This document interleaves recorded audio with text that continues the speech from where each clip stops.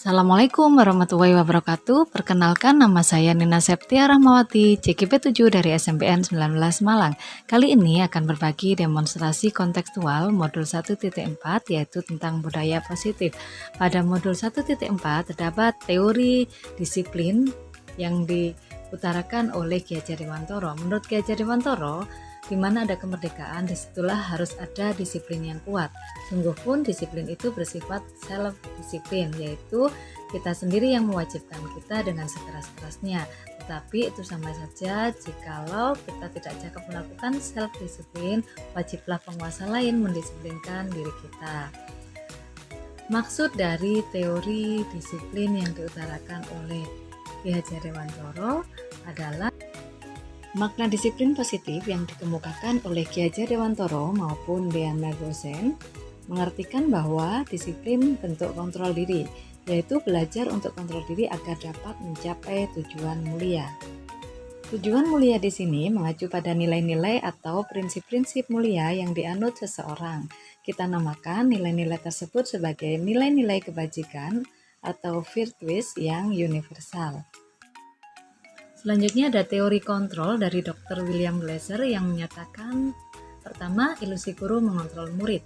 Yang kedua, ilusi bahwa semua penguatan positif, efektif, dan bermanfaat. Yang ketiga, ilusi bahwa kritik dan membuat orang merasa bersalah dapat menguatkan karakter. Kemudian yang keempat, ilusi bahwa orang dewasa memiliki hak untuk memaksa. Sebagai guru, kita sebaiknya menggunakan ilusi yang kedua, yaitu bahwa penguatan positif akan menguatkan karakter murid. Selanjutnya, posisi kontrol menurut Gosen, sebaiknya guru berada pada posisi kontrol manajer.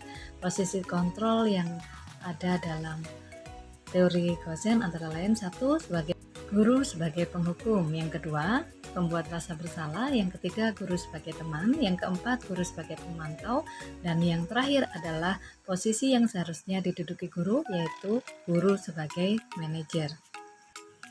Untuk mencapai posisi guru sebagai manajer, kita bisa menerapkan segitiga restitusi. Segitiga restitusi adalah tahapan-tahapan untuk menuntun murid memperbaiki kesalahannya yang muncul dari motivasi intrinsik, kemudian tumbuh disiplin positif dan menjadi budaya positif serta tertanam kebajikan-kebajikan universal. Berikut ini adalah kasus yang terjadi di sekolah saya.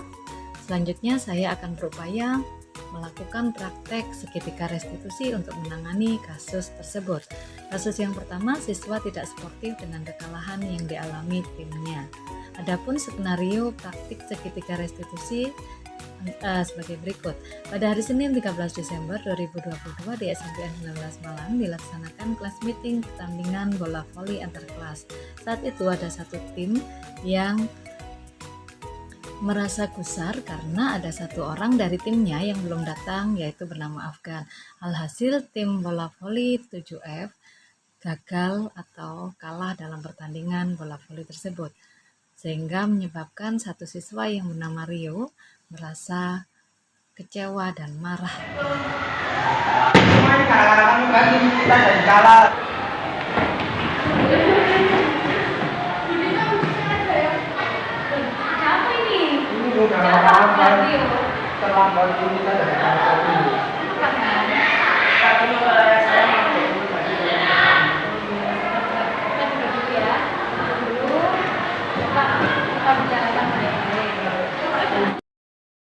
Tanya Rio dulu ya. Bagaimana ceritanya Rio? Afgan hari ini datang terlambat ke sekolah, Bu, padahal dia adalah tim inti bola voli kelas 7F.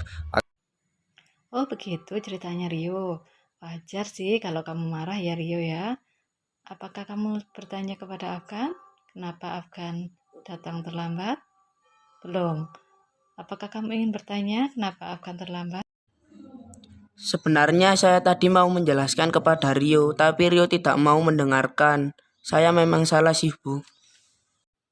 Oh begitu. Rio, apakah benar kamu belum mendengarkan penjelasan dari Afgan? Jika Afgan memberikan penjelasan kepada kamu, apakah Rio mau mendengarkan penjelasan Afgan mengapa dia datang terlambat?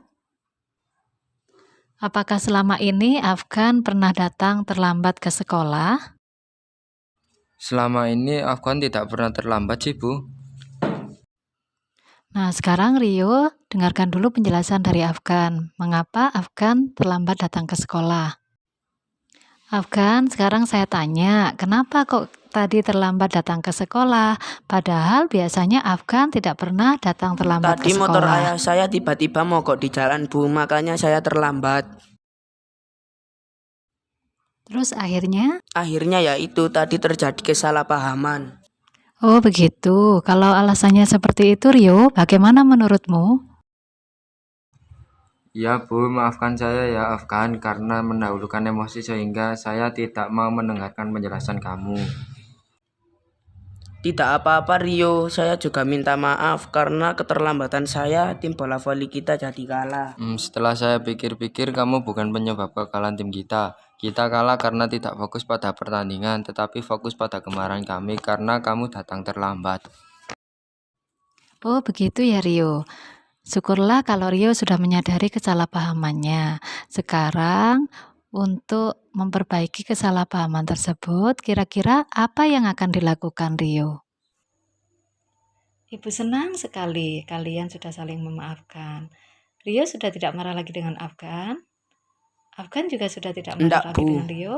Baiklah, selain saling memaafkan, apakah ada cara meyakinkan kelas kita agar tidak terjadi kesalahpahaman seperti tadi? Saya punya ide, Bu. Bagaimana jika membuat keyakinan kelas yang berkaitan dengan sportivitas dan menghargai orang lain? Wah, ide bagus itu. Bagaimana Afgan? Saya sangat setuju sekali Rio. Ide yang bagus itu Rio dan Afgan. Semoga kedepannya kelas kalian semakin kompak dan solid ya. Bersama teman-teman satu kelas membuat keyakinan kelas dengan memasukkan nilai sportivitas dan menghargai orang lain. Salah satunya memasukkan unsur tersebut. Teman-teman Rio juga tampak mendukung untuk menyampaikan ide-ide dalam membuat keyakinan kelas tersebut, sehingga Rio sangat senang menampung ide-ide dari teman-teman mereka.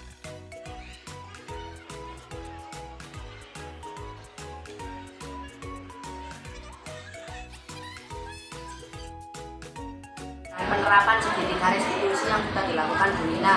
Dengan tindakan tersebut, kami sebagai siswa diberi kesempatan memperbaiki kesalahan. Selain itu, disiplin positif juga tumbuh dari diri kami sendiri. Dengan penerapan segitiga restitusi yang sudah dilakukan, nah, dengan tindakan tersebut kami sebagai siswa tak diberi kesempatan memperbaiki kesalahan. Sekian, itu disiplin positif yang juga tumbuh. Selanjutnya, penerapan segitiga restitusi untuk mengatasi kasus pembulian verbal yang dilakukan oleh seorang siswa sebagai berikut. Bilang, kamu ingin aku pindah dari sekolah ini, coba saja kalau kamu berani mengadu ke Pak Bu Nina kalau aku membuli kamu. Apa nih kok ribut-ribut? Dari luar kedengaran sekali suara kalian ribut. Ada apa, Mai? Rio Bu selalu membuli saya dengan memanggil nama ayah di depan teman-teman. Benar, Rio? Ya. Kenapa Rio? Kenapa Rio? Tapi saya tidak bermaksud membuli Laila. Terus? Hanya bercanda. Ya, Itu bukan bercanda Bu, kalau memanggil nama bapak saya malu kalau dipanggilkan nama bapak saya. Gitu. Sekarang saya tanya pada Rio, kalau misalnya Rio dipanggil dengan nama ayahnya, Rio mau apa tidak? malu Bu. Kira-kira menyadari kesalahannya? Ya, Ya. Naila, bisa memaafkan Rio? Kalau Rio sudah menyadari bahwa memanggil nama teman dengan nama orang tuanya itu tidak benar, kira-kira apa yang dilakukan Rio untuk memperbaiki kesalahan tersebut? meminta maaf lah Laila. Bu, Naila kira-kira mau memaafkan Rio? Asal jangan mengulangi. Bagaimana Rio? Apa berjanji tidak akan mengulangi lagi? Iya Bu, saya akan berjanji tidak mengulangi lagi. Terus sekarang kira-kira apa ada upaya lain supaya pembulian ini tidak dilakukan di kelas kalian terus-menerus? Bikin peraturan. Bikin peraturan apa ya kira-kira ya? Karena tidak boleh memanggil nama teman menggunakan nama orang tuanya. Jadi kita buat kesepakatan kelas. Jadi kesepakatan kelas itu membuat kalian jadi tidak melakukan hal-hal yang tidak baik. Baiklah, bagaimana? Kira-kira kapan kalian akan melakukan hal tersebut? Mulai sekarang membuat. Terus untuk memberitahu ke teman-teman bagaimana ya caranya ya? Di masing-masing terus digambarkan di dinding.